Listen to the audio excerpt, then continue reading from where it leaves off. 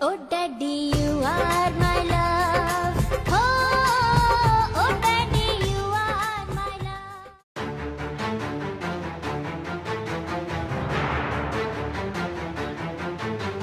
लग जाएगा किसी पेছনে দেখে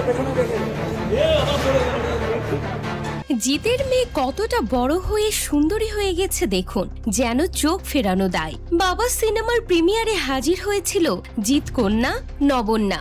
বাবা মার হাত ধরে সেখানে উপস্থিত হতে দেখা যায় জিতের মেয়ে নবন্যাকে। তবে সব থেকে অবাক করার বিষয় হলো নবন্যা যে এত বড় হয়ে গিয়েছে আর এত সুন্দরী হয়ে উঠেছে যেন সকলেই চেয়ে চেয়ে দেখছিল।